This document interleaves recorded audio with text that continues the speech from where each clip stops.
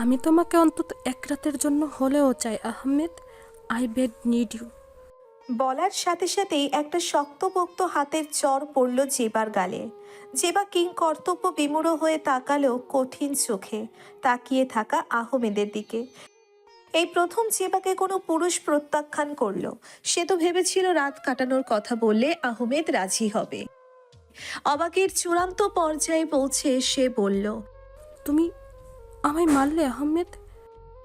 আহমেদ হুঙ্কার দিয়ে বলে উঠল, শাট আপ! আর একটা ফালতু কথা শুনতে চাই না আমি। তোর সাহস কি করে হয় আমাকে এমন কুপ্রস্তাব দেওয়ার? ইন্ডাস্ট্রিতে সবাইকে একরকম মনে হয়?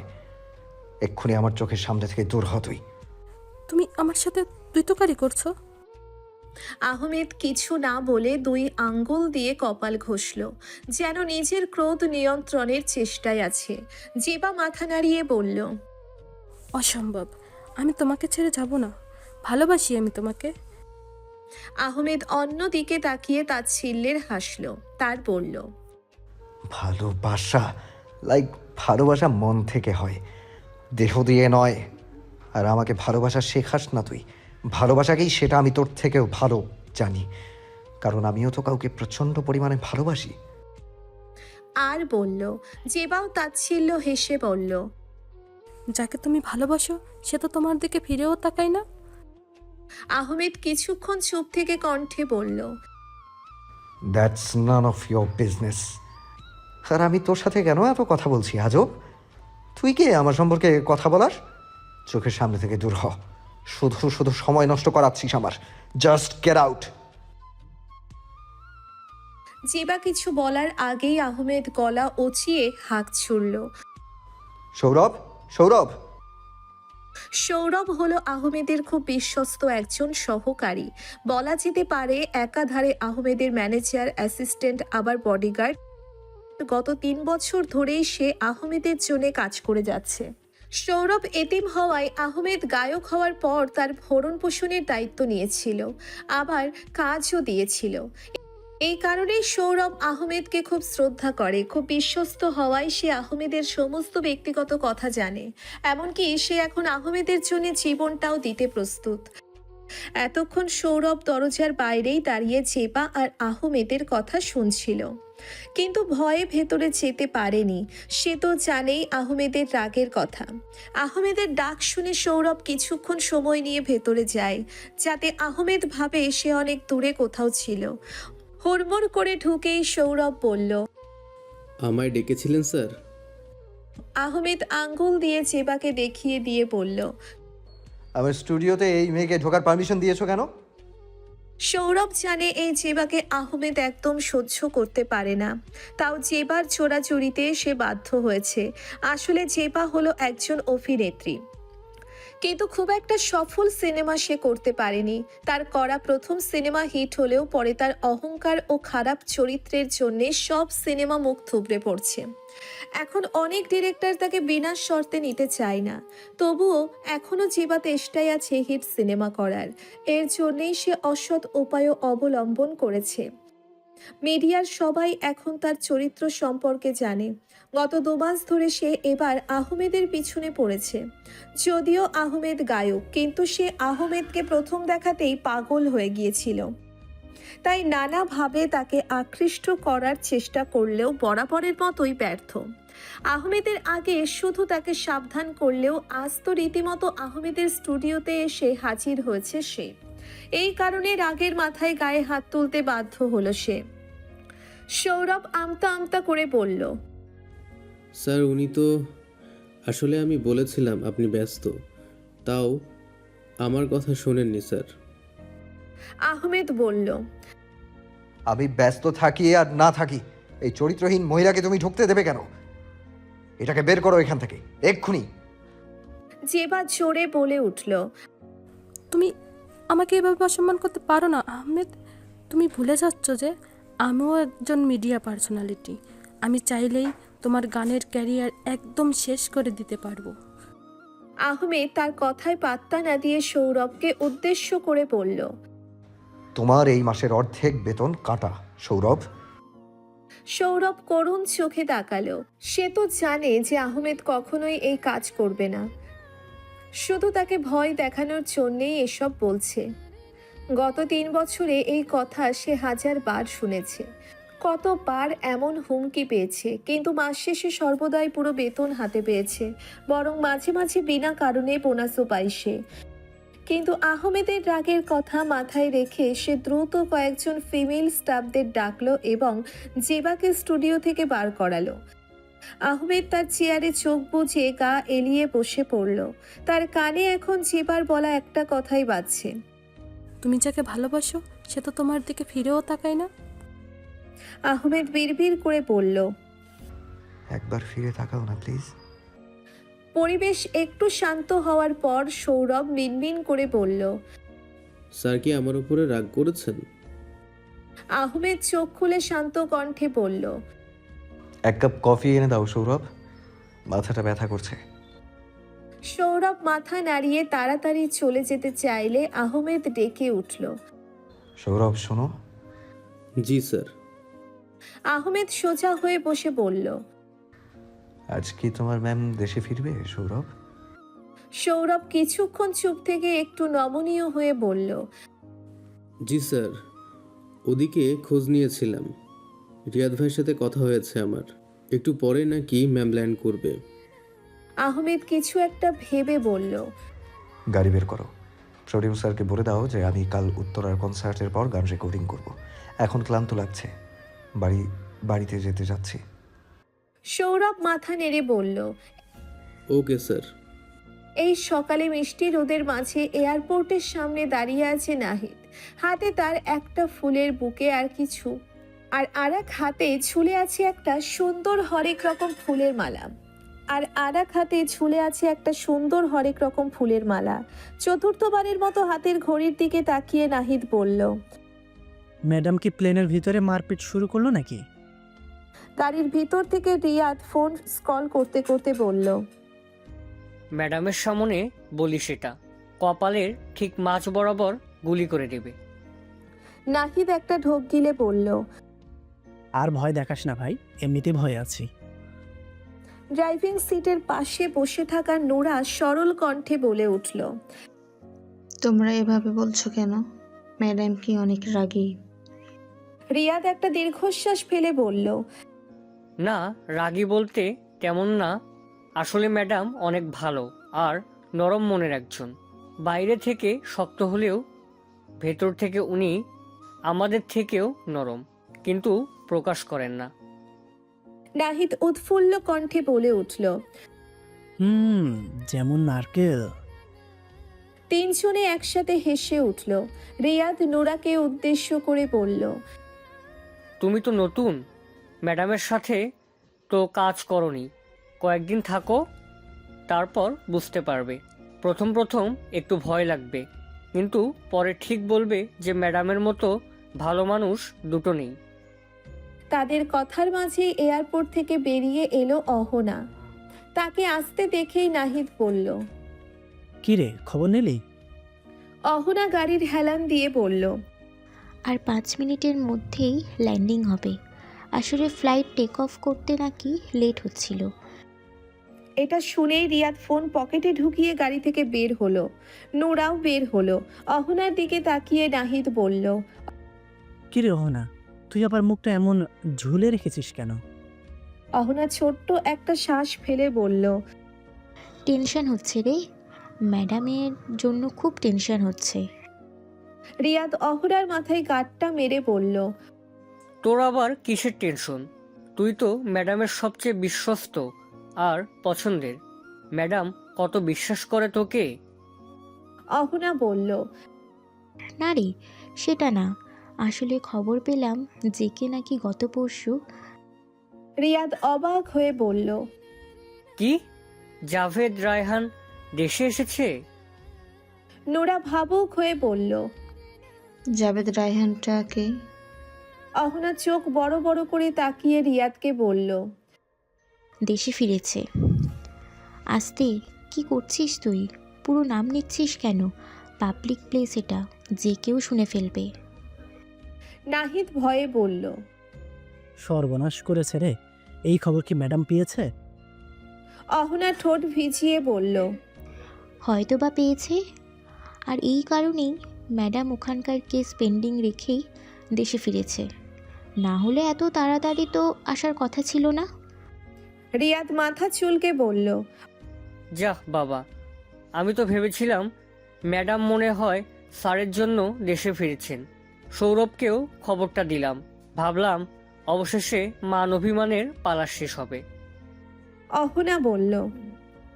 আহমেদ স্যার। রিয়াদ বলল, হ্যাঁ, তাছাড়া আর কে? অহনা দুদিকে মাথা নেড়ে বলল, ম্যাডামকে 3 বছর ধরে চিনি রে রিয়াদ, এত সহজ হবে না। স্যার দেশে আসার 1 সপ্তাহ পরেই তো ম্যাডাম কেসের অজুহাতে পাকিস্তানে গেল। আর এই যে এখনই খবর পেয়ে দেশে আসছে, না হলে আরও দেরিতে আসতো। তবে স্যার যেহেতু এখন ঢাকাতেই আছে, তাই কিছু একটা হতেই পারে। স্যার তো ম্যাডামের থেকে কম না, আর কিছু হলেও মন্দ হবে না, আমি খুশিই হব।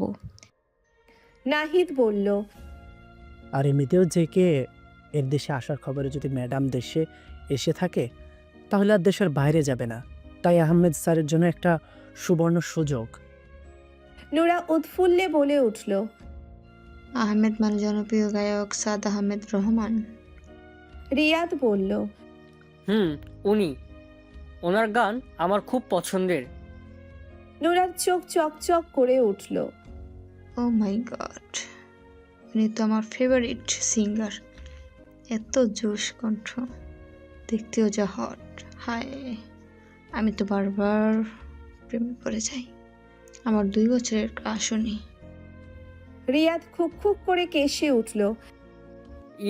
সে তো উনি আমারও খুব পছন্দের, কিন্তু এখনো সব ক্রাশ ট্রাশ বাদ দাও, বুঝলে? ভুলে যাও, প্রেম তো দূরের কথা, যা এখানে বললে তা আর ভুলেও উচ্চারণ করো না। নাহিদ হেসে বলল, বিশেষ করে ম্যাডামের সামনে তো ভুলেও আহমেদ স্যারের কথা বলো না, আজকে তোমার চাকরি খেয়ে ফেলবে। আবার যদি শুনে প্রেমে পড়েছো, তাহলে মনে করো দুনিয়াতে তোমার আর জায়গা নেই। এখন আবার জানতে চেও না যে কেন, আস্তে আস্তে সব জানবে। নুরা এবার ফিসফিস করে বলল, এই জাভেদ রায়হানটা আবার কি? অহনাবু। অহনা ছোট শ্বাস ফেলে বলল, কিছুদিন যাক, জানতে পারবে। আজ আগে ম্যাডামকে ভালো করে অবজার্ভ করো। এখন থেকে তো আমাদের সাথেই ম্যাডামের হয়ে কাজ করতে হবে। নোরা বাধ্যের মতো মাথা নাড়ল।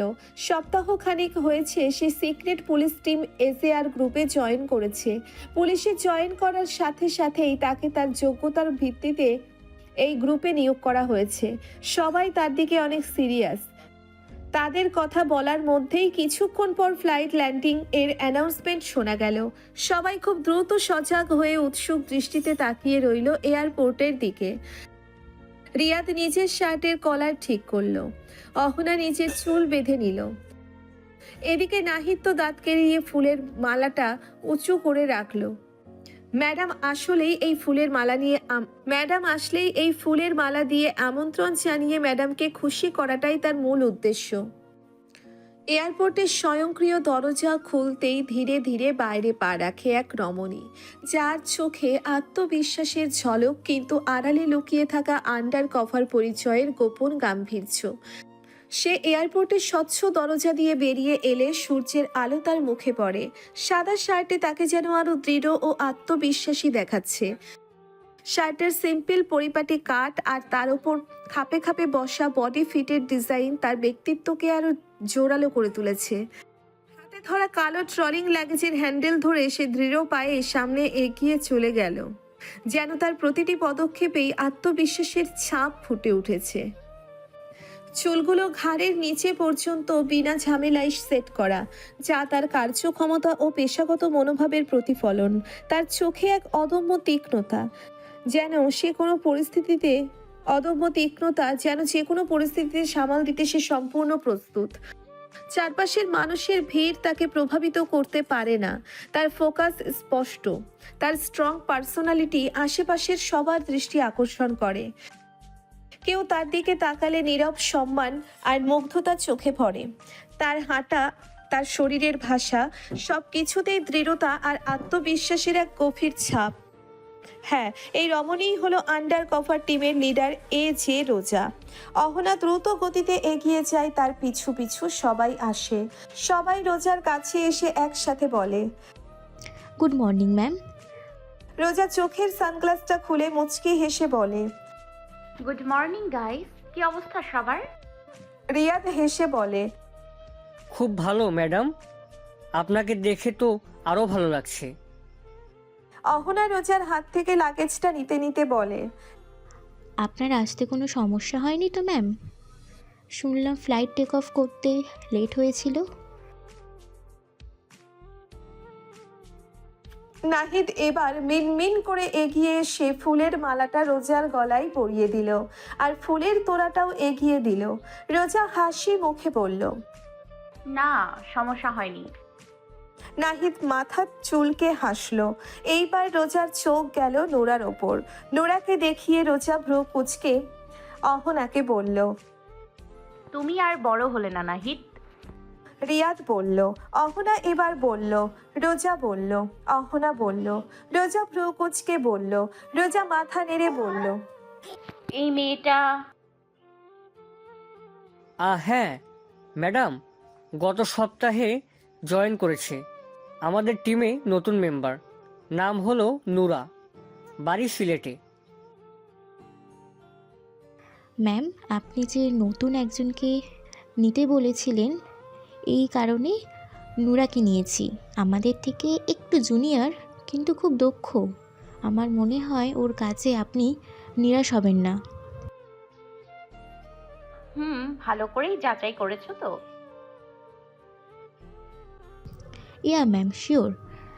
আর ওর মধ্যে অনেক দক্ষতা রয়েছে যা আমাদের মধ্যে খুব একটা নেই। যেমন? হ্যাকিং করতে পারে, অভিনয় করতে পারে, দরজার লক চাবি ছাড়াই খুলতে পারে, বাংলা ইংলিশ ছাড়াও আরও 13টি ভাষায় কথা বলতে পারে, আবার অফিসিয়াল কাজও ভালো করতে পারে। ওর টার্গেট অনেক ভালো, অনেক দূর থেকেও বন্দুক টার্গেট করতে পারে। গুড চয়েস, এরকমই একজন দরকার ছিল। এরপর রোজা নোরার দিকে তাকিয়ে বলে। Best of luck. নোরা ভদ্রতার সহিত উত্তর দেয়। Thank you ma'am. রিয়াদ তাড়াহুড়ো করে বলল, ম্যাডাম, আপনি তো মনে হয় সকালে কিছু খাননি। চলুন তাড়াতাড়ি, আর দেরি করা ঠিক হবে না। সবাই সহমত পোষণ করলো। আহমেদ বারান্দায় বসে গিটার হাতে নিয়ে টুংটাং আওয়াজ করেই যাচ্ছে। আগামীকাল গান রেকর্ডিংয়ের জন্য তার এখন গান প্র্যাকটিস করা প্রয়োজন, কিন্তু কোনোভাবেই সে মনোযোগ দিতে পারছে না। বারবার অন্যমনস্ক হয়ে যাচ্ছে কোনো এক অজানা কারণে। কিছুক্ষণ পর দরজায় সৌরভ নক করলো। আহমেদ বলল, এসো। সৌরভ আস্তে করে দরজা ঠেলে হাতে কিছু কাগজপত্র নিয়ে ভিতরে ঢুকলো। আহমেদের কাছে গিয়ে কাগজগুলো এগিয়ে দিয়ে বলল, স্যার, এখানে কালকের জন্য গানের লিরিক্স আছে, আর বাকি দুটো কাগজ প্রডিউসার স্বপন দিয়ে গিয়েছে, যেটাতে তাদের নতুন সিনেমার জন্য গানের লিরিক্স আছে। উনি বলেছেন আপনি চাইলে গানের কথাগুলো আপনার পছন্দ মতো পরিবর্তনও করতে পারেন, আর গানের ক্যাটাগরি হবে রোমান্টিক। আহমেদ গিটারটা সাইডে রেখে কাগজপত্রগুলো হাতে নিয়ে নেড়ে চেড়ে দেখতে থাকলো। সৌরভ কিছু বলার জন্য উসখুস করতে থাকলো। আহমেদ সেটা খেয়াল করে বলল। কিছু বলবে সৌরভ? সৌরভ ধীরে সুস্থে বলল, একটু আগেই খবর পেলাম ম্যাম ঠিকমতো বাড়িতে পৌঁছে গেছে স্যার। আর রিয়াদ ভাই বলল ম্যাম নাকি অন্য কোনো কারণে দেশে এসেছেন। আগামী 1 বছর কাজ না থাকলে দেশের বাইরে যাওয়ার সম্ভাবনা নেই। আহমেদ মনোযোগ দিয়ে শুনল সৌরভের কথা। তারপর একটা তাচ্ছিল্যের হাসি হেসে বলল, তোমার কি মনে হয়েছিল তোমার ম্যাম আমার জন্য দেশে ফিরেছে? সৌরভ সরল মনে উপর নিচ মাথা নাড়ল। সে তো সত্যিই তাই ভেবেছিল। আহমেদ হাতে থাকা কাগজপত্রগুলো গিটারের ওপরে রেখে একটা দীর্ঘশ্বাস ফেলে বলল, তোমার ম্যাম আমার জন্য দেশে ফেরেনি সৌরভ। ও দেশে ফিরেছে অন্য কাজে, এটা আমি আগে থেকেই জানি। তবে এটা সত্যি, তোমার ম্যামকে দেশে আনার জন্য আমি একটা কাজ করেছি। কি করেছেন স্যার?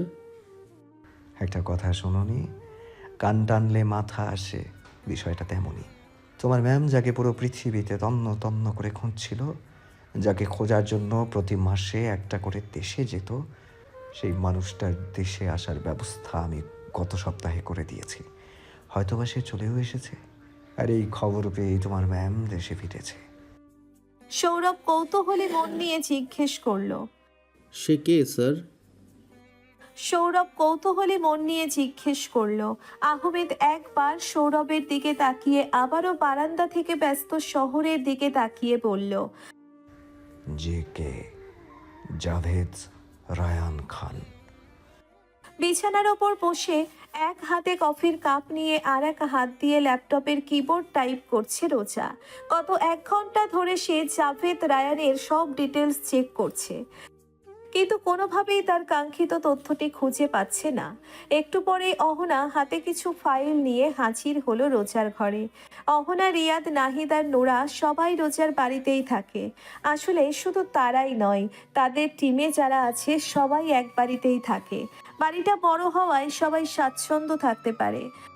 সবারই আলাদা ঘর রয়েছে, তবে রোজা মাঝে মাঝে একা তার নিজস্ব ফ্ল্যাটে গিয়ে থাকে। কিন্তু কোনো কেস হাতে থাকলে এই বাড়িতেই থাকে। এ বাড়িতে তাই সার্ভেন্টস, বডিগার্ড আর সিকিউরিটি গার্ডের সংখ্যা অনেক বেশি। অহনা হাতে থাকা ফাইলগুলো রোজার বিছানার পাশে দিয়ে বলল, ম্যাম, আপনার অনুপস্থিতিতে আমরা সাধ্য মতন কেস সলভ করেছি, কিন্তু কয়েকটা কেস একটু বেশি কমপ্লিকেটেড, এগুলো পেন্ডিং রয়েছে। রোজা কফির কাপে একটা চুমুক দিয়ে ফাইলগুলোর দিকে তাকিয়ে বলল, কয়টা রয়েছে? ম্যাম, 6টা। রোজা ল্যাপটপে টাইপ করতে করতেই বলল, আমাকে কেসগুলোর মূল থিমগুলো বলো। Sure ma'am. বলেই অহনা ফাইলগুলো হাতে নিয়ে রোবটের মতো বিরতিহীনভাবে বলতে থাকলো। Case number 1, suicide case. Train থেকে ঝাঁপ দিয়ে আত্মহত্যা করেছে, কিন্তু পরিবারের দাবি এটা মার্ডার। রোজা কফির কাপে চুমুক দিয়ে বলল, নেক্সট। কেস নাম্বার 2, লাশ পাওয়া গেছে, লাশের বুকে ছুরি মারা হয়েছে, কিন্তু আশেপাশে কোথাও অস্ত্র পাইনি। কেস নাম্বার 3, ড্রেনে একটা লাশ পাওয়া গেছে, লাশটা অনেক দিনের, এই কারণে চেহারা নষ্ট হয়ে গেছে, পরিচয় পাওয়ার জন্য তেমন কিছুই পাইনি। আর কেস 4, 5 একই, চুরির কেস। হাই স্কুলের এক টিচারের বাড়িতে আর একজন ব্যাংকারের বাড়িতে একই রাতে চুরি হয়েছে। আর কেস নাম্বার 6, একই বাড়িতে থাকা কলেজ পড়ুয়া 2 ভাইকে খুন করা হয়েছে। রোজা কফির কাপে চুমুক দিয়ে বলল, এখানে আমার কাছে কমপ্লিকেটেড মনে হয়েছে শুধু 2টো কেস। একটা হলো ড্রেনে পাওয়ার লাশ, আর একটা ট্রেন থেকে ঝাঁপ দিয়ে আত্মহত্যা। এই 2টো কেস আমি দেখব, কিন্তু বাকি কেসগুলো তোমরা 4 জন সামলাবে, এগুলো একটু সহজ। কফির কাপটা সাইডে রেখে রোজা বলল, ম্যাম, আমরা তো চেষ্টা করেছিলাম, কোনো ক্লু পাইনি। রোজা মুচকি হেসে বলল, অহনা, আমি চাইলেই এই সব কেস হ্যান্ডেল করতে পারি, কিন্তু আমি ইচ্ছে করে তোমাদের দিচ্ছি, কারণ আমি চাই না যে তোমরা আমার ওপর এতটাই নির্ভরশীল হয়ে পড়ো যে আমাকে ছাড়া একদম দুর্বল হয়ে পড়বে। আমার অনুপস্থিতিতেও তোমরা যেন দক্ষতার সাথে কাজ করতে পারো, সেটাই আমি চাই। মনে করো বাই এনি চান্স আমি কোনো বিপদে পড়লাম বা আমার কিছু হয়ে গেল, তখন তোমরা কি হাত গুটিয়ে বসে থাকবে? আমাকে বাঁচানোর চেষ্টা করবে না? অহনা মাথা নেড়ে বলল, অবশ্যই চেষ্টা করব ম্যাম, জীবন দিয়ে চেষ্টা করব। রোজা শান্ত কণ্ঠে বলল, সেটার জন্য তো তোমাদের তৈরি হতে হবে। একটা হাতের বুড়ো আঙুল ভেঙে গেলেও কিন্তু বাকি আঙুলগুলো কাজ করে অহনা। আমিও চাই আমার অনুপস্থিতিতে তোমরাও সেভাবেই কাজ করো। তোমাদের শেখানোটাই আমার মূল উদ্দেশ্য, বুঝেছো? অহনা বলল। জি ম্যাম, বুঝতে পেরেছি। রোজা বলল, এই কেসগুলোর মধ্যে সবচেয়ে সহজ কেস হলো চুরির 2টো কেস। আমাদের যেই নতুন মেয়েটা এসেছে নুরা, তাকে এই কেসগুলো হ্যান্ডেল করতে দেবে। তোমরাও সাহায্য করো, কিন্তু ওর দক্ষতা কাজে লাগাতে দেবে। আমি দেখতে চাই তোমরা পারো কি না। Sure ma'am. রোজা আবারও ল্যাপটপে কাজ করতে শুরু করলো।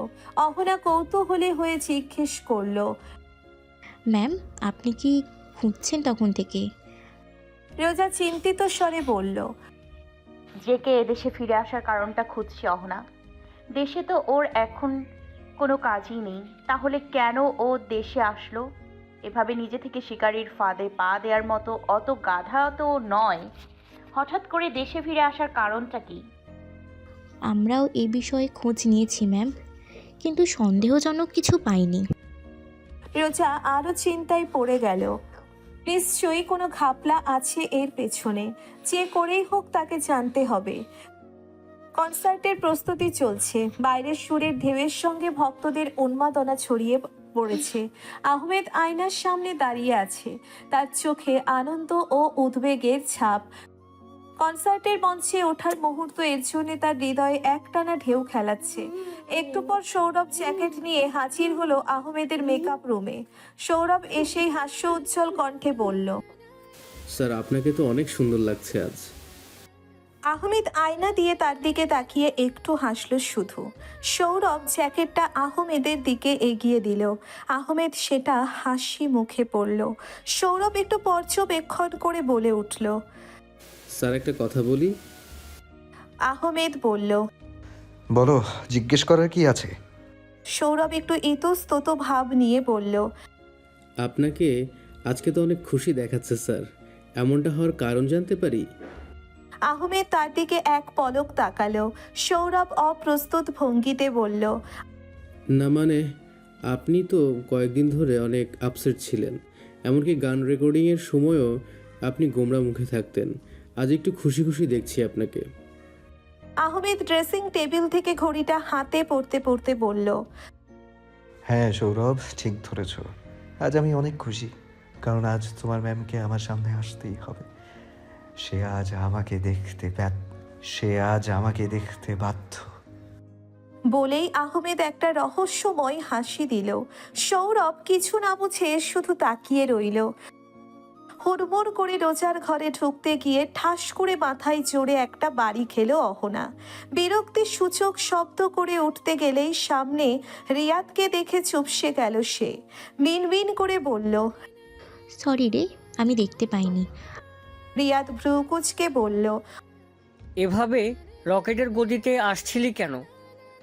অহনা মাথা ঘষতে ঘষতে তাড়াহুড়ো করে বলল, আর বলিস না রে, একটা সেই খবর পাইছি, যদিও খবরটা বাসি, তাও এখনই ম্যামকে জানানোটা খুব দরকার। এই কারণে এক্সাইটমেন্ট ধরে রাখতে পারিনি। কি খবর? আমিও একটু শুনি। ভেতরে চল, ম্যামের সামনেই বলছি। দুজন মিলে একসাথে ভেতরে আসার পর অহনা আস্তে করে রোজাকে ডেকে বলল, ম্যাম একটা খবর আছে। রোজা সোফায় বসে কাজ করছিল। অহনার কথা শুনে উঠে দাঁড়িয়ে বলল, কি খবর বলো। ম্যাম আসলে জাবেদ রায়ানের দেশে ফিরে আসার কারণটা মনে হয় পেয়ে গেছি। রোজা ভ্রু কুঁচকে বলল, মানে? ম্যাম গত সপ্তাহে জাবেদ রায়ানের মিরপুরে 21টা ফ্যাক্টরিতে আগুন লেগে গেছিল, আর আগুনের উৎস কেউ জানে না। এছাড়া ধানমন্ডির বাড়িতেও কেউ আগুন দিয়েছিল। অনেক টাকা লোকসান হয়ে গেছে ম্যাম, প্রায় 67 কোটি টাকার মতন হবে। আর আমার মনে হয় এই কারণেই হয়তো ও দেশে ফিরেছে। যতই হোক, টাকার সম্পর্কে সে তো আবার অনেক সিরিয়াস। রোজা মাথা নেড়ে বলল, মনে হয় না অহনা, আমি শিওর ও এই কারণেই তাহলে দেশে ফিরেছে। কিন্তু তোমরা এই খবর আগে কেন জানতে পারোনি? আমি তো তোমাদের খোঁজ রাখতে বলেছিলাম।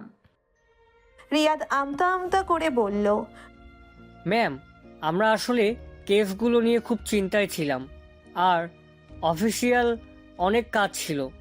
আবার ওইদিকে ওই শালা টাকলা, না মানে এসআইটা খুব জ্বালাচ্ছিল। এসব ব্যস্ততার মধ্যেই এই কারণে। রোজা হাত উঠিয়ে তাকে থামিয়ে দিল। রিয়াদও দমে গেল। সে তো জানেই রোজা এসব অজুহাত পছন্দ করে না। অহনা আবার বলে উঠল, ম্যাম আমার মনে হচ্ছে কেউ ইচ্ছে করে এই কাজ করেছে, না হলে জাবেদ রায়ানের এতটাও কেয়ারলেস হবে বলে মনে হয় না। রোজা কিছু বলল না, তার মাথায় এখন অন্য এক চিন্তা ঘুরছে। আগুন লাগার বিষয়টা তার কাছে খুব ঘোলাটে লাগছে। রোজাকে এভাবে মগ্ন দেখে রিয়াদ আর অহনা একে অপরের দিকে চাওয়াচাই করলো। জাভেদ রায়ানের খোঁজ না রাখার কারণে তারা কি শাস্তি পাবে নাকি আবার? একটু পর নাহিদ ও নোরা এসে হাজির হলো তাদের মাঝে। নোরা বলল, ম্যাম গাড়ি বের করেছি, আমরা এখনই বের হতে পারি। নোরার কথা শুনে রিয়াদ বলল, গাড়ি বের করা মানে? ম্যাম কোথাও যাবেন নাকি? রোজা ফোন হাতে নিয়ে বলল, হুম হুম একটু থানা থেকে ঘুরে আসি, আর তোমাদের ওই টাকলাটাকে একটু টাইট দিয়ে আসি। ওদিকের কাজগুলো ঠিক হলো কিনা, ওদিকের কাজগুলো ঠিকমতো হচ্ছে কিনা সেটাও তো জানতে হবে, আর আমার নিজেরও কিছু কাজ আছে। রোজার মুখে এসআইকে টাকলা বলা শুনে রিয়াদ মুচকি হাসলো। অহনা বলল, ম্যাম আমিও যাই। রোজা বলল, হুম তুমি নুরা আর নাহিদ আমার সাথে চলো, আর রিয়া তুমি পেন্টিং কেসগুলোর কাজ শুরু করো। আগামী 7 দিনের মধ্যে অন্তত একটা কেস ক্লোজ করা চাই। বিশাল স্টেডিয়াম ভর্তি হাজারো দর্শক উন্মুখ হয়ে অপেক্ষা করছে আহমেদের আগমনের জন্যে। স্টেজের উপরে ঝুলছে রঙিন আলো, একবারে নীরব স্টেজ, কিন্তু দর্শকের গর্জন ক্রমশ বাড়ছে, তাই একসাথে ধ্বনি তুলতে থাকে, আহমেদ আহমেদ। নির্দিষ্ট সময়ের কিছু আগে স্টেজের আলো ধীরে ধীরে কমে আসে। এক মিষ্টি সুর বাজতে শুরু করে এবং সেই সুরের সাথে মিশে যায় দর্শকদের উত্তেজনা। হঠাৎ স্টেজের মাঝখানে একটা আলোর ঝলকানি হয় এবং ধোঁয়ার ভেতর থেকে বেরিয়ে আসে আহমেদ। তার গায়ে চকচকে কালো জ্যাকেট, চোখে সূর্য গ্লাস, মাইক্রোফোন হাতে নেওয়ার সাথে সাথেই দর্শকের চিৎকারের তীব্রতা দ্বিগুণ হয়ে যায়। অন্যদিকে শহরের রাস্তাগুলো জমজমাট, রাস্তায় গাড়ির দীর্ঘ লাইন, ভক্তদের তাড়া আর যানজট। রোজা বিরক্তিকর মুখ নিয়ে গাড়িতে বসে ফোন স্ক্রল করছে। সেই 20 মিনিট ধরে ট্রাফিক জ্যামে আটকে আছে। জ্যামে আটকে থাকলেও সে বিরক্ত বোধ করতো না, কিন্তু সে তখনই বিরক্ত বোধ করা শুরু করেছে যখন সে জানতে পেরেছে এই জ্যামের কারণ হলো সাদ আহমেদ রহমানের কনসার্ট। রোজা বিড়বিড় করে বলে উঠল, এই লোকের জন্য আমার সব কিছুতে দেরি হয়, এই লোকের জন্যই আমার প্রত্যেক কাজে এভাবে বাধা পড়ে। এদিকে নুরার মনটা খুশখুশ করছে। সে আহমেদের অনেক বড় ফ্যান, এভাবে আহমেদের কনসার্ট শুনতে পাচ্ছে, কিন্তু সেই কনসার্টে অংশগ্রহণ করতে পারছে না ভেবে তার মনটা ভেঙে চুরমার হয়ে যাচ্ছে। গাড়ির লুকিং গ্লাস থেকে একবার সে রোজাকে দেখে নেয় আর মনে মনে ভাবে, ম্যাম যদি না থাকতো তাহলে আমি দৌড়ে কনসার্টে চলে যেতাম। রোজা সঠিক সময় পৌঁছতে চায়, কিন্তু যানজটের কারণে তা সম্ভব হচ্ছে না। তার মেজাজ খারাপ হচ্ছে আর একটা কারণে, এই গাড়িতে বসেই সে আহমেদের কণ্ঠ শুনতে পাচ্ছে। ক্ষুব্ধ মনে সে মনে মনে আহমেদের দিকে তাকিয়ে ইচ্ছে মতো গালাগালি করে। কিছুক্ষণ পর আর সহ্য করতে না পেরে রোজা গাড়ি থেকে নেমে পড়ে। রোজাকে নামতে দেখে নোরাও অহনা একে অপরের দিকে তাকায়। নাহিদ বলে ওঠে, ম্যাম নেমে পড়লেন যে? রোজা বলল, আমি এখানে দাঁড়িয়ে আছি, তোমরা একটু কনসার্ট দেখে এসো যাও। এভাবে ট্রাফিক জ্যামে আটকে থেকে লাভ নেই, তার থেকে বরং কনসার্টটা এনজয় করে আসো। রোজার কথা শুনে অহনার মুখটা একদম হা হয়ে যায়। এটা কিভাবে সম্ভব? সে কি স্বপ্ন দেখছে? রোজার এই কথা বলতে পারছে? অহনার এমন তাকানো দেখে রোজা সিরিয়াস কণ্ঠে বলে উঠল, আমি তোমাদের যেতে বলেছি, আমি যাব না। তাছাড়া নুরা তো ওই গায়ককে পছন্দ করে, যাও এনজয় করে আসো। আর এমনিতেও এই জ্যামের মধ্যে আমি থানায় এখন যেতে পারবো না। নোরা উৎফুল্লে লাফিয়ে উঠে হুড়মুড় করে গাড়ি থেকে বের করে রোজাকে বলে, ma'am thank you so much. Ahana একটু আমতা আমতা করে বলে, ম্যাম আপনি কিভাবে জানলেন যে নুরার? কথা শেষ হওয়ার আগেই রোজা বলে উঠল, তুমি হয়তো ভুলে যাচ্ছ অহনা, যে আমার গ্রুপে কোনো মেম্বারকে নেয়ার আগে বা নেয়ার পরে হলেও আমি তার সমস্ত খুঁটিনাটি তথ্য জেনে নিই। নোরা দাঁত দিয়ে জিভ কেটে বলল, ম্যাম আসলে আমি ওনার অনেক বড় ফ্যান। আর উনি তো কোনো ক্রিমিনাল না। ওরা সবাই আমাকে বলেছিল যে আপনি নাকি ওনাকে পছন্দ করেন না, এই কারণেই আপনাকে কিছু বলিনি। রোজা মুচকি হেসে বলল। যাও তোমরা, আমি এখানে দাঁড়িয়ে রয়েছি। নাহিদ বলে উঠল। ম্যাম আপনিও চলুন না, গান শুধু শুনবো। রোজা প্রকুচকে তাকালো। নাহিদ আবারও বলল। ম্যাম আপনি শুধু গান শুনবেন, ওই গায়কের দিকে তাকানোর দরকার নেই তো। অহনাও সহমত পোষণ করলো। অনেক জোর জবরদস্তি করে সবাই মিলে রোজাকেও নিয়ে গেল কনসার্টের দিকে। আহমেদ গিটার হাতে নিয়ে ব্যান্ডদের ইশারা করলো। শুরু হলো মিউজিক। मिलने है मुझसे आई, फिर जाने क्यों तन्हाई, किस मोड़ पे है लाई आशिकी। ओ खुद से है या खुदा से, इस पल मेरी लड़ाई, किस मोड़ पे है लाई आशिकी। Oh,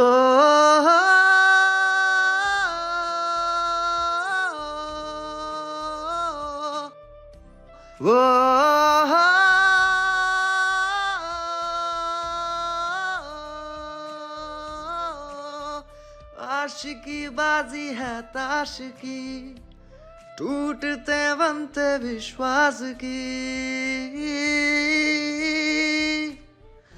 ओ मिलने है मुझसे आई, फिर जाने क्यों तन्हाई, किस मोड़ पे है लाई आशिकी।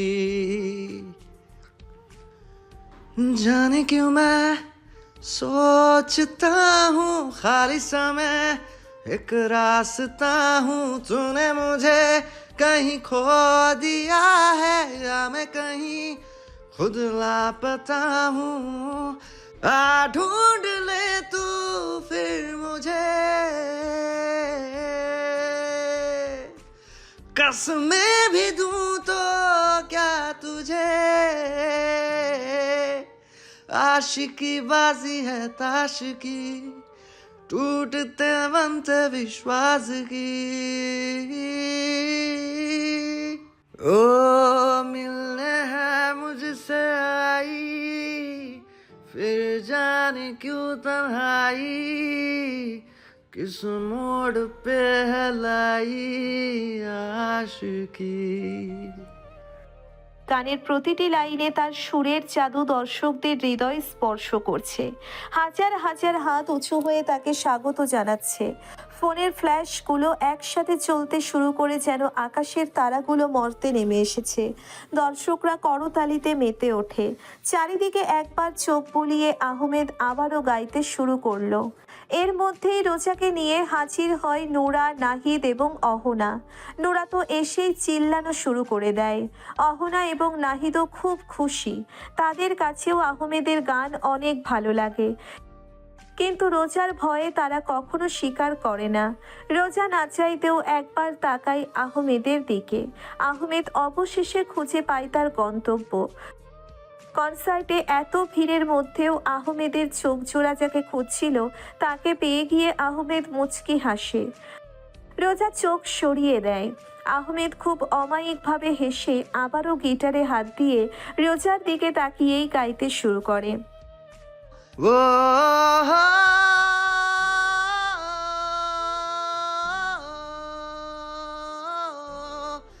आशिकी बाजी है ताश की, टूटते बनते विश्वास की। ओ मिलने है मुझसे आई, फिर जाने क्यों तन्हाई, किस मोड़ पे है लाई आशिकी।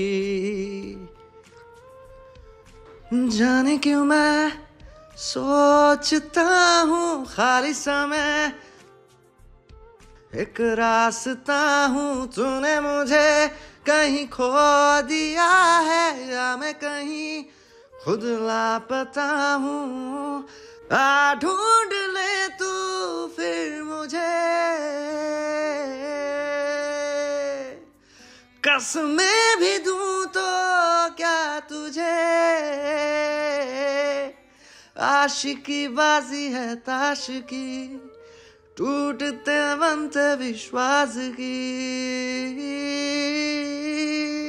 ओ मिलने है मुझसे आई, फिर जाने क्यों तन्हाई, किस मोड़ पे है लाई आशिकी। রোজা একটা শুকনো ঢোক গেলে, যতই হোক এই মানুষটাকে সে বেসেছিল বললে ভুল হবে, এখনও ভালোবাসে। এখানে থাকাটা আর ঠিক হবে না। রোজা একটু অপ্রস্তুত ভঙ্গিতে সবাইকে বলল, চলো যাই, হয়েছে আর গান শুনতে লাগবে না, দেরি হয়ে যাচ্ছে, থানায় চলো। নোরা মুখটা বাংলা পাঁচের মতো করে বলল। ম্যাম আরেকটু। রোজা শক্ত দৃষ্টিতে তাকায়, সবাই মেইয়ে যায় আর বলে, আচ্ছা ঠিক আছে চলুন। রোজার এক মুহূর্ত সময় নষ্ট না করে হনহন করে ভিড় থেকে বেরিয়ে আসতে থাকে। যা দেখে আহমেদ মুচকি হেসে মনে মনে বলে, তুমি এখনো এতটুকুও বদলাওনি মাই কুইন। তুমি এখনো আগের মতোই আছো। এখনো তুমি আমার প্রতি দুর্বল। এখনো তুমি আমার সামনে বেশিক্ষণ থাকতে পারো না। এখনো তুমি আমার চোখের দিকে তাকাতে ভয় পাও। রোজা এবং বাকিদের প্রস্থানের পর আহমেদ একটা দীর্ঘশ্বাস ফেলে। থানায় এসআই এর সামনে চেয়ারে বসে হাতে কফির কাপ নিয়ে রয়েছে রোজা। এসআই তৃতীয়বারের মতো রুমাল দিয়ে কপালের ঘাম মুছল। সে খুব ভালোই ভয়ে আছে। রোজা কফির কাপে চুমুক দিয়ে আবারও বলল, আপনারা কি করছেন? মানে ফ্যাক্টরিতে আগুন লাগলো, জাভেদ রায়ান দেশে আসলো, সে এখন দেশেই আছে, অথচ আপনারা কিছুই জানেন না। এখন আবার বলছেন দেশের কোন জায়গায় সে আছে সেটাও আপনারা জানেন না। মানে তার কোনো তথ্য আপনারা আমাকে দিতে পারবেন না।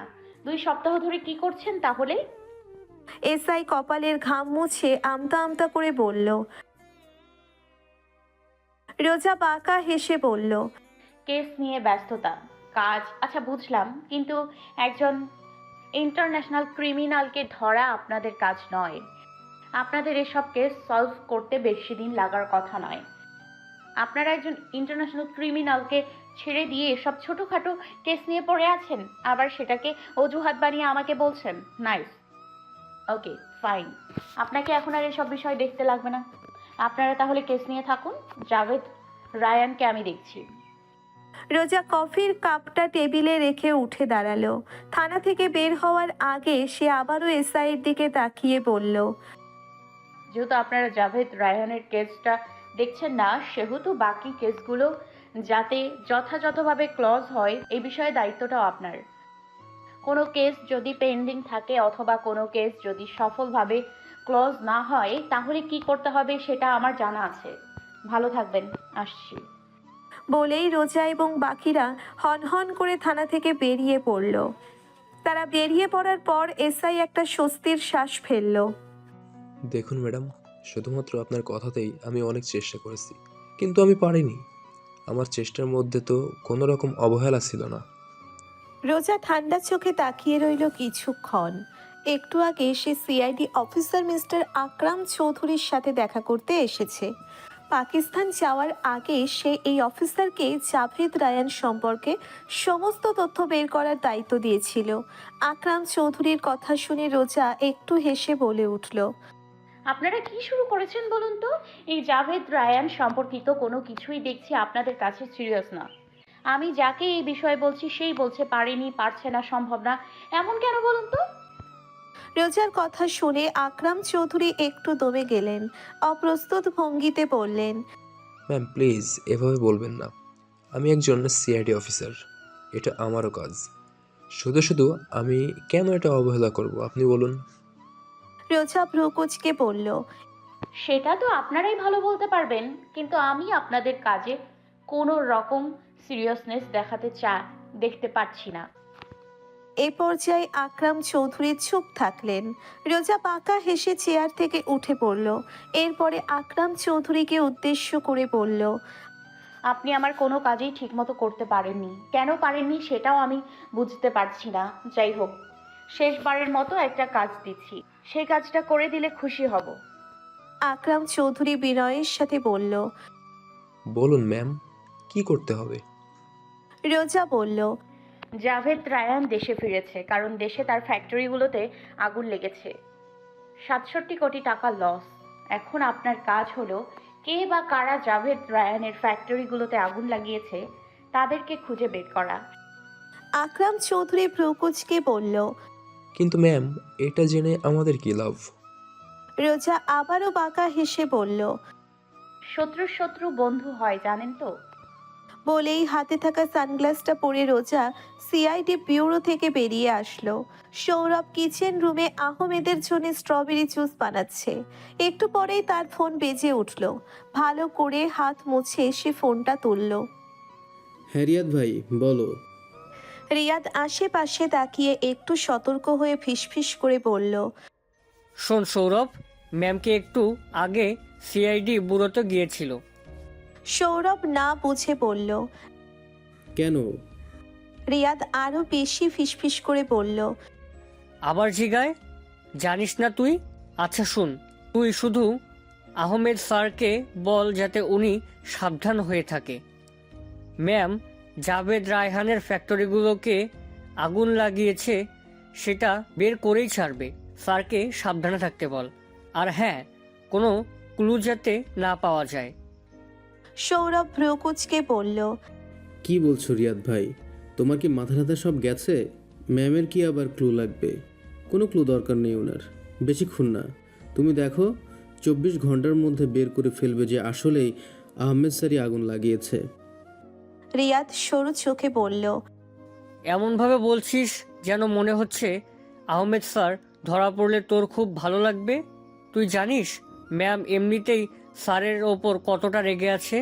এরপরে এসব জানতে পারলে স্যার আর চান্স নেই। সৌরভ একটু হেসে বলল। আরে ধুর রিয়াদ ভাই, আমাদের স্যার কি কাঁচা খেলোয়াড় নাকি? রিয়াদ মাথা চুলকে বলল। তা অবশ্য ঠিক, এগুলো তো আবার বাঘে বাঘে লড়াই। ফোনের স্ক্রিনে মামুনি লেখা ভেসে উঠেছে। রোজা তৃতীয়বারের মতো ফোনটা কেটে দিল। এই পর্যন্ত 3 বার রাজিয়া রহমান রোজাকে কল করে যাচ্ছে, কিন্তু রোজা কোনো মতেই ফোন ধরছে না। খুবই বিরক্তি নিয়ে রাজিয়া রহমান আবারও রোজাকে কল করলো। রোজা একটা মিটিংয়ে ব্যস্ত ছিল। এইভাবে বারবার কল করাতে সে বাধ্য হয়ে মিটিংয়ে বসে থাকে। সকলের উদ্দেশ্যে বলল। Excuse me please. বলেই রোজা ফোনটা হাতে নিয়ে বেরিয়ে পড়ল। কলটা ধরার সাথে সাথেই ওপাশ থেকে পাখির ন্যায় আওয়াজ আসলো। আমাকে কি ভেবেছিস তোরা? জোকার নাকি আমি? তোরা কি শুরু করেছিস আমাকে বলতো? একজন তো সেলিব্রিটি হয়ে গেছে, এমন সেলিব্রিটি হয়ে গেছে যার সাথে দেখা করার জন্য এখন অ্যাপয়েন্টমেন্ট নেওয়া লাগে। আর একজন সারাদিন চোর ডাকাতের সাথে উঠা বসা করছে। হাই আল্লাহ, এগুলো দেখার জন্য আমি এখনো বেঁচে আছি? রোজা ঠোঁট গোল করে শ্বাস ফেলে বলল। মামুনি, তুমি আবার শুরু করলে? রাজিয়া রহমান এবার বলল। আমি শুরু করেছি? হে তাই তো, আমি তো শুরু করেছি। আর তোরা তোরা কি করছিস? তোরা আমার জীবনটাকে খেয়ে ফেলছিস, বুঝলি? রোজা নমনীয় হয়ে বলল। মামুনি কেন ফোন দিয়েছো বলো তো? আমি একটা মিটিংয়ে ছিলাম, অনেক ব্যস্ত। রাজিয়া রহমান এবার একটু অসহায় কণ্ঠে বলল। হ্যাঁ বুঝেছি, এখন তো আমি পর হয়ে গেছি না। তোদের কাছে তো আমি এখন বোঝা। এখন তো তোদের কাজই তোদের সব। কি জানি আমি এখনো কেন বেঁচেছি, মাঝে মাঝে ইচ্ছে করে মরে যাই। রোজা সাথে সাথে বলে উঠল। আস্তাগফিরুল্লাহ। মামুনি তুমি থামবে? কি চাও বলো তো? আমি জানি তুমি নিশ্চয়ই কোনো কারণে ফোন দিয়েছো, এই জন্য আমাকে ডাইভার্ট করতে এখন এসব কথা বলছো। সাথে সাথেই রাজিয়া রহমানের কুমিরের কান্না থেমে গেল। সে এবার একটু ভাব নিয়ে বলল। আজকে রাতে আমার বাড়িতে আসিস, এখানে রাতের খাবারটা খেয়ে যাস। রোজা বলল। ব্যাস এটুকুই তো? হ্যাঁ এতটুকুই। তোদের কাছে তো আমার আর কিছু চাওয়া নেই, শুধু সময় করে একটু আসিস রাত্রিবেলা, খাবারটা খেয়ে যাস আমার বাড়িতে। আচ্ছা ঠিক আছে, রাতে তোমার বাড়িতে খেয়ে তবে আমি আমার ফ্ল্যাটে ফিরবো, ওকে? এখন উল্টাপাল্টা কথা একদম বলবে না, খুবই ব্যস্ত, পরে কথা বলছি, রাখছি। ফট করে ফোনটা কেটে দিল রোজা। আসলে রাজিয়া রহমান হলো আহমেদের ফুপুর দুঃসম্পর্কের বোন। তবে তিনি আহমেদের ফুপুর খুব ভালো বন্ধু ছিলেন এবং তারা দুই বোনের মতো থাকতো। আহমেদের বাবা আজ থেকে 4 বছর আগে মারা যায়, আর আহমেদের মা তার জন্মের 1 বছর পরই মারা গেছে। বলতে গেলে সেই সময় আহমেদের মায়ের অভাবটা রাজিয়া রহমান পূরণ করেছিল। আহমেদের নিজের ফুপু কান্নাতে ছিল। রাজিয়া রহমানের সাথে আহমেদের বাবার অনেক ভালো সম্পর্ক ছিল বলে রাজিয়া রহমান তাদের বাড়িতে থাকতো। এই কারণে আহমেদকে সে ছোট থেকে দেখাশোনা করে এসেছে। রাজিয়া রহমান অবিবাহিত, কোনো এক কারণে সে কখনো বিয়ে করেনি। তবে আহমেদকে সে নিজের ছেলের থেকেও বেশি দেখে। আবার রোজার মা বাবা যখন বেঁচে ছিল তখন রোজার মা রাজিয়া রহমানের বেস্ট ফ্রেন্ড ছিল। সেই কারণে ছোটবেলা থেকেই রোজা রাজিয়া রহমানকে অনেক ভালো করে চেনে। রোজার মা বাবা মারা যাওয়ার পর থেকে রোজাকে রাজিয়া রহমান নিজের মেয়ের মতো করে দেখে এসেছে। বলতে গেলে সে রোজা এবং আহমেদকে নিজের ছেলে মেয়ের মতো করে দেখে। আর রোজা এবং আহমেদও রাজিয়া রহমানকে তাদের মায়ের স্বরূপ সম্মান করে।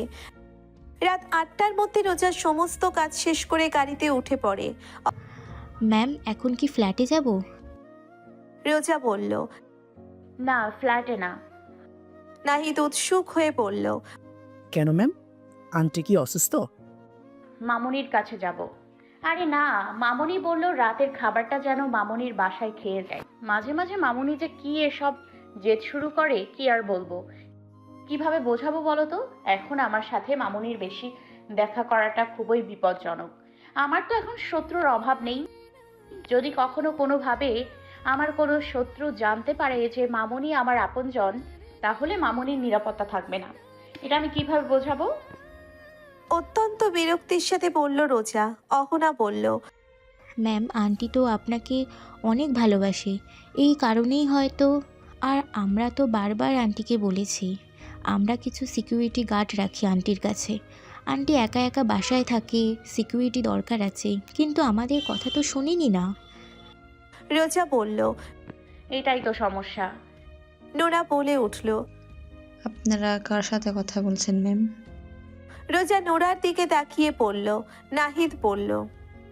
আমার মামুনির কথা বলছি, চলো আজকে পরিচয় করিয়ে দিব। আমরাও যাব ম্যাম আপনার সাথে। তো কি আমি একা যাব? তোমাদের কি মনে হয় মামুনি আমাকে একা একা খাওয়ার জন্য ডেকেছে? তোমাদের কেউ খাওয়াবে এজন্য যেতে বলেছে। চলো যাই, বেশি রাত করা যাবে না। রোজা বলল। নাহিদ গাড়ি স্টার্ট দিল। মিনিট 10 মধ্যেই তাদের গাড়ি একটা মাঝারি আকারে একতলা বাড়ির সামনে এসে দাঁড়ালো। রাজিয়া রহমান একা একা থাকার কারণে খুব বেশি বড় বাড়ি নেয়নি, থাকতে দিতে চেয়েছিল, কিন্তু তিনি সেটা মানেনি। রাজিয়া রহমানের এই বাড়ির পাশেই একটা রেস্তোরাঁ আছে যেটা তার নিজের। তার হাতের রান্না অনেক ভালো, এই কারণে সে নিজ উদ্যোগে একটি রেস্তোরাঁ খুলেছে যেখানে মোটামুটি বেশ ভালোই লোকজন যাওয়া আসা করে। সবাই গাড়ি থেকে নেমে পড়ল। গাড়ি থেকে নামার পর রোজা নাহিদকে বলল। গাড়িটা ঠিকঠাক সাইড করে রাখো। এরপরে বাড়ির দিকে এগোতে গেলেই রোজার চোখ আটকে যায়। ভ্রু কুঁচকে তাকিয়ে থাকে সামনের দিকে। রোজার পিছু পিছু অহনাও এসে রোজাকে এমন স্তম্ভ হয়ে দাঁড়িয়ে থাকতে দেখে সে সামনে তাকিয়ে দেখেছে। বিষয়টা আন্দাজ করতে পেরে অহনা মনে মনে বলল। সিট, তাহলে আন্টি এই কারণে ম্যামকে ডেকেছে। আজ যে আবার কেমন ঝড় উঠে কে জানে।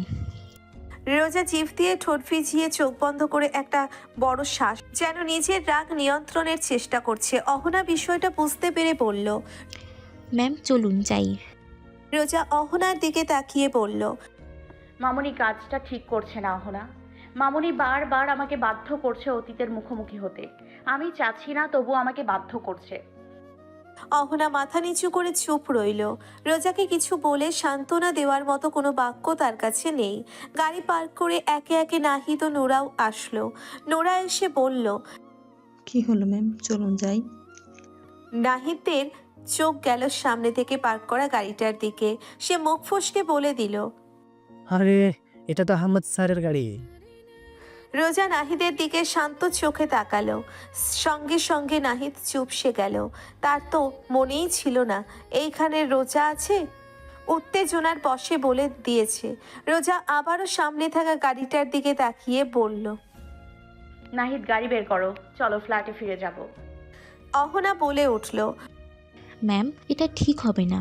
আন্টি কত আশা করে আপনাকে ডেকেছে, এখন এইভাবে। রোজা তাকে থামিয়ে দিয়ে বলে উঠল, অহনা, তুমি বুঝতে পারছো না যে এটা একটা প্ল্যান? আমাকে ইচ্ছে করে মামুনি এরকম বিভ্রান্তিকর পরিস্থিতিতে ফেলেছে। সত্যি সত্যি যদি আমাকে খাওয়ানোর জন্য ডাকতো বা আমাকে মিস করছে অনেকদিন পর দেখবে এমন মনোভাবে যদি ডাকতো, তাহলে শুধুমাত্র আমাকে একা থাকতো, শুধুমাত্র আমাকে একা ডাকতো, শুধু শুধু আমার অতীতকে এভাবে টেনে আনতো না, এই লোকটাকে ডাকতো না।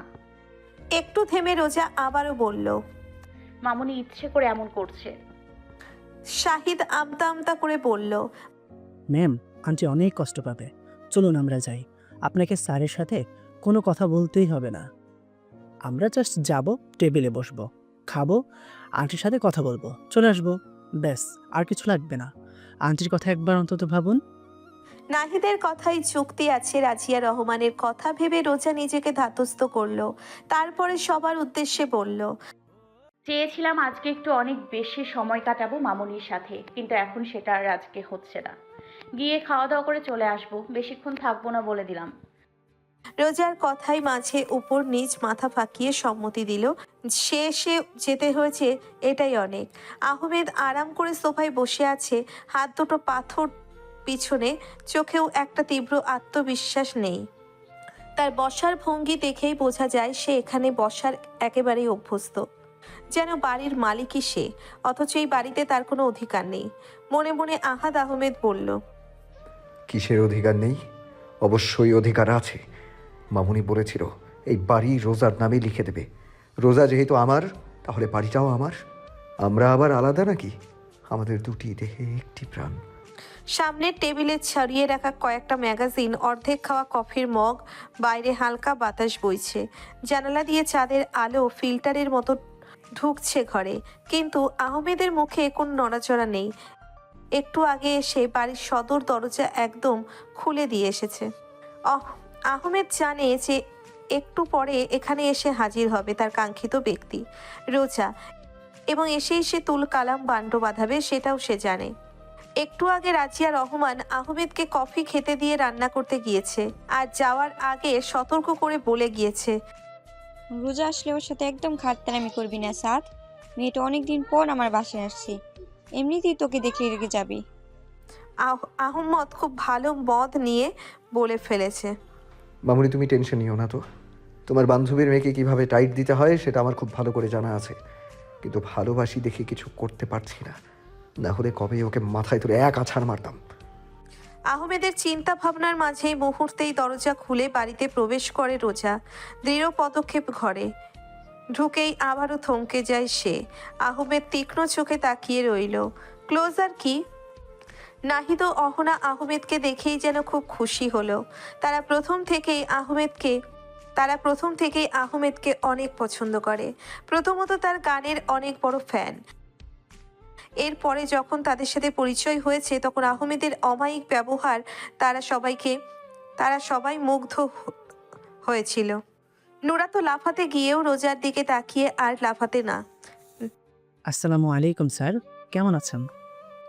শ্রোতা ওদের দুজনের এমন ভদ্রতা দেখে নাক কুচকালো। এত অভদ্রতা দেখানোর কি আছে? আহমেদ সুন্দর করে হেসে বলল, খুব ভালো আছি, আলহামদুলিল্লাহ। তোমরা কেমন আছো? সবাই হাসি মুখে বলল। নুরা একটু মিনমিন করে বলল, স্যার, আমি আপনার অনেক বড় ফ্যান, আমাকে একটা অটোগ্রাফ দিবেন? রোজা ভ্রুকুচকে তাকালো নুরার দিকে, কিন্তু সে তো রোজার সেই দৃষ্টি দেখতে পেল না। আহমেদ বলল, শিওর, কেন নয়? শুধু অটোগ্রাফ কেন, ফটোগ্রাফও নিয়ে যাও। নুরা যেন আহ্লাদে আটখানা হয়ে গেল। সে টই টই করে আহমেদের কাছে গেল। আহমেদ সোফা থেকে উঠে দাঁড়ালো। নুরা তার কোটোর পকেট থেকে একটি ছোট নোটবুক বের করলো। বের করলো, এরপর একটি বল একটি কলম আহমেদের দিকে এগিয়ে দিল। আহমেদ সুন্দর করে একটা অটোগ্রাফ দিয়ে দিল। স্যার আমার নাম জানেন কিভাবে? ম্যাজিক। আহমেদ মুচকি হেসে বলে, আসলে তুমি যখন আমাদের গ্রুপে জয়েন্ট হয়েছিলে তখন আমি স্যারকে জানিয়েছিলাম তোমার কথা। আসলে নতুন কেউ জয়েন হলে বা আমাদের গ্রুপে কোনো কিছু হলে আমরা স্যারকে সব জানাই। রোজা সাথে সাথে ফট করে তাকালো অহনার দিকে। বিষয়টা বুঝতে পেরে অহনা তো এবার একটা শুকনো ঢোক গিলল না। রোজা বিড়বিড় করে বলল,